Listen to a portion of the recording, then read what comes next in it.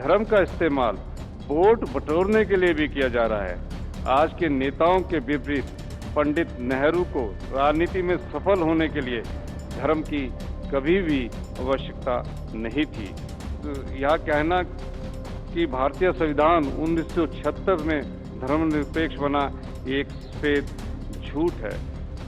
तो केंद्र सरकार को ध्यान देना चाहिए कि यदि हमें धार्मिक संघर्षों को प्रोत्साहित करते रहेंगे तो विदेशी निवेश नहीं आ सकता। हमारी प्राचीन संस्कृति में धर्म शब्द का अर्थ धार्मिकता है, लेकिन आज कर्मकांडी धार्मिकता में अत्यधिक वृद्धि हुई है। नए अभिजात वर्ग मंदिरों में धार्मिक अनुष्ठानों और कथा यज्ञ जैसे सार्वजनिक समारोह में खुलेआम भाग लेने के बारे में अपनी पिछली झिझक छोड़ रहे हैं, बल्कि अनुष्ठान का आयाम अधिक सार्वजनिक और दिखावटी होता जा रहा है।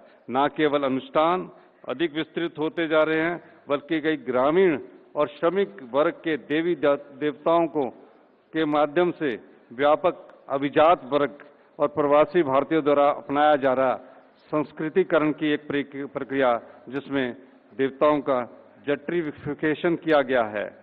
धर्म की पहचान भावनाओं, संवेदनाओं, सहज धारणाओं, विवेक और विश्वास या आस्था से होती है। धर्म का इस्तेमाल वोट बटोरने के लिए भी किया जा रहा है। आज के नेताओं के विपरीत पंडित नेहरू को राजनीति में सफल होने के लिए धर्म की कभी भी आवश्यकता नहीं थी। वास्तव में राजनीति में धर्म के इस्तेमाल के कारण देश का दुर्भाग्यपूर्ण और दुखद विभाजन हुआ। क्या हम वह गलती दोहराना चाहिए, यह विचारणीय प्रश्न है। धर्म का राज्य से क्या संबंध है? राज्य और धर्म के बीच किस प्रकार का संबंध होगा, यह निर्धारित करेगा कि हम एक धर्म तंत्र है या एक धर्मनिरपेक्ष राज्य हैं। पश्चिम के विपरीत भारत में धर्मनिरपेक्षता का उद्देश्य चर्च और राज्य के बीच अलगाववाद की दीवार खड़ी करना नहीं था। हम भारतीय इस दो तलवार सिद्धांत में विश्वास नहीं करते हैं कि धर्म और राज्य एक साथ नहीं हो सकते हैं। यह कहना कि भारतीय संविधान 1976 में धर्मनिरपेक्ष बना एक सफेद झूठ है।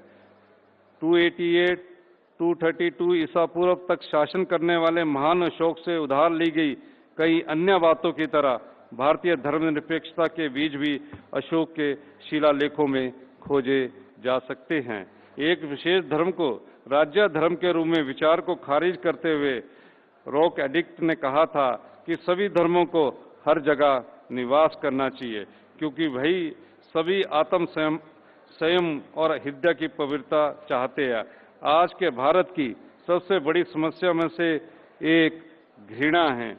घृणा फैलाने वाली भाषा किसी के धर्म का महिमामंडन करने पर रोक लगा दी है।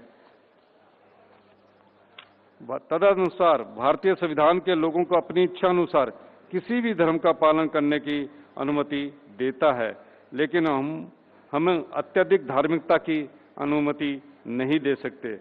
हम उन सामाजिक रीति रिवाजों में सुधार करना होगा जो महिला विरोधी या भेदभावपूर्ण है। संविधान के दूरदर्शी निर्माताओं ने धार्मिक स्वतंत्रता को अन्य सभी मौलिक अधिकारों के अधीन और गौण बना दिया है। हमारे लिए समानता कहीं अधिक महत्वपूर्ण है।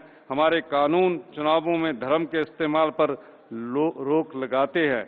इसके अलावा हम सभी प्रकार की धार्मिक प्रथाओं की अनुमति नहीं दे सकते।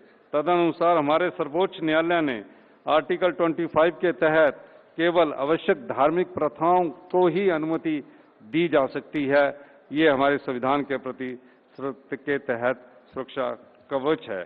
शत्रुता और प्रतिबंध ऐसा वातावरण बनाते हैं जो निवेश को दूर भगाता है। भूमि क्षेत्रों में प्रतिकूल प्रभाव धर्म का देखा जा सकता है। केंद्र सरकार को ध्यान देना चाहिए कि यदि हमें धार्मिक संघर्षों को प्रोत्साहित करते रहेंगे तो विदेशी निवेश नहीं आ सकता। आइए हम अपनी हिंदू सहिष्णुता की परंपरा की ओर लौटे। आइए हम अशोक और अकबर का अनुसरण करें, धर्म को निजी मामला रहने दें, लोगों को अपनी इच्छा अनुसार कोई भी धर्म अपनाने दें, लेकिन राज्यों को धर्मनिरपेक्ष रहना चाहिए। हमारा संविधान सभी धर्मों की समानता का पक्षधर है। आइए हम अपने सभ्यतागत मूल्यों के प्रति सचेत रहे। धन्यवाद। जय हिंद, जय भारत।